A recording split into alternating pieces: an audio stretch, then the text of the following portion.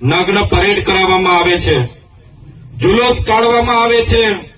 આપણા બાજુના રાજ્યમાં આદિવાસી સમાજના મજદૂર પર જાહેરમાં મૂત્ર વિસર્જન કરવામાં આવે છે.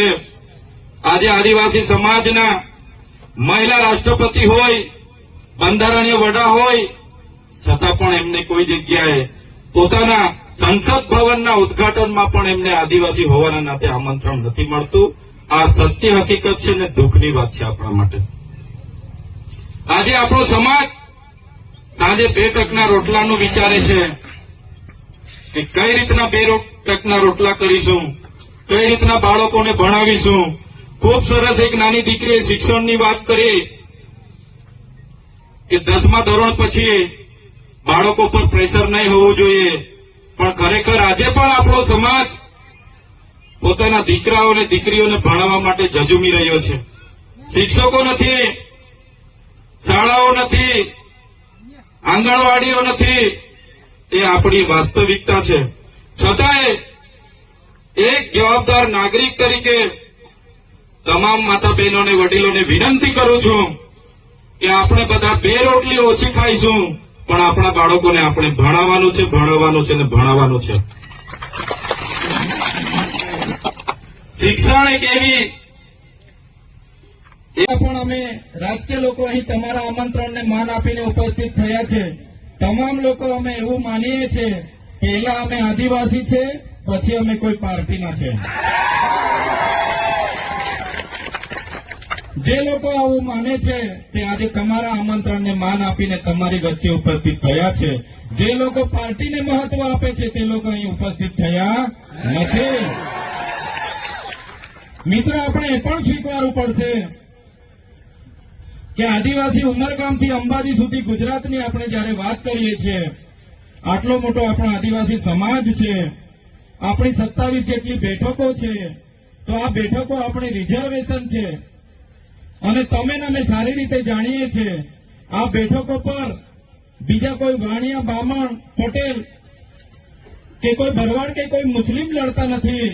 પણ આપણે સ્વીકારવું પડશે કે આ 27 બેઠકો અમારા અને તમારા જેવા આદિવાસી સમાજના જ લોકો લડે છે. પણ કેટલીક પાર્ટીઓથી દબાયેલા રહીને જ્યારે સમાજની વાત કરવાની આવે છે ત્યારે લોકો સડક પર કે સદનમાં સમાજની વાત મૂકવામાં શરમાય છે અને દબાય છે. એના લીધે આટલા વર્ષોથી આપણે દુઃખી છે.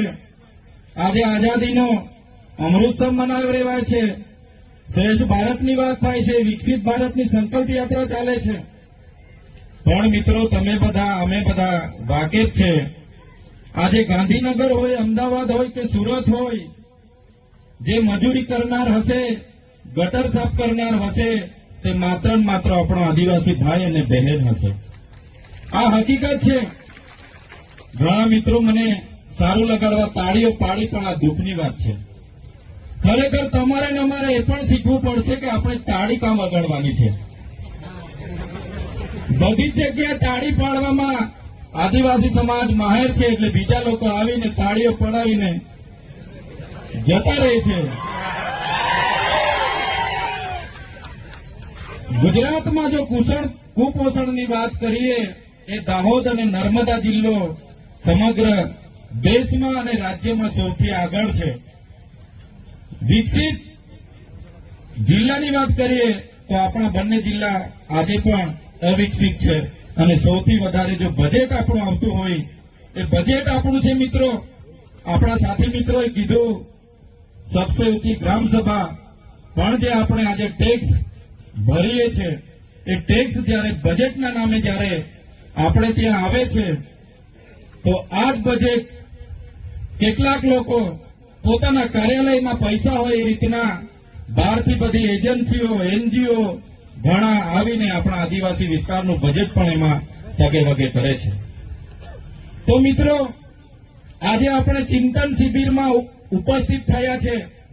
માત્ર તાળીઓ પાડીને, નાચગાન કરીને, શોર શરાબો કરીને આપણે છૂટા નથી પડી જવાનું.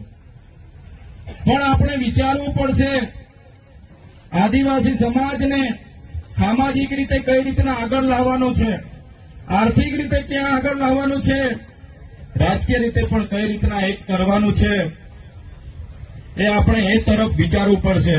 અહીંયા ઉપસ્થિત હું નાનો વ્યક્તિ મોટી વાત કરું છું, પણ તમામ વડીલો, માતા બહેનો, અમે હોય કે તમે હોય, આ લોકશાહી સાથે જોડાયેલા છે અને જ્યારે પણ ચૂંટણીઓ આવે છે તમે ને અમે કોઈને કોઈને તો મત તો આપીએ જ છે. સાચી વાત છે ને? તો આ જે તે વખતે એ આવે છે ત્યારે કોઈને કોઈ સરપંચથી લઈને હું સરપંચોને પણ અભિનંદન આપું છું. અહીંયા ખૂબ મોટી સંખ્યામાં સરપંચો જોડાયેલા છે. ખરેખર આ સરપંચો પરથી આ વિસ્તારના ધારાસભ્ય અને સંસદ સભ્ય શીખવા જેવું છે. સમાજની વાત આવી, બધા સરપંચો અહીંયા હાજર થઈ ગયા છે. શીખવા જેવું છે, છતાંય એ લોકો શીખતા નથી. એ આપણી કમનસીબી છે. મિત્રો, આજે આદિવાસી સમાજ મૂળ માલિકની વાત કરે છે. આપણે મૂળ માલિકો છે. આગળ એક સાથી મિત્રોએ કીધું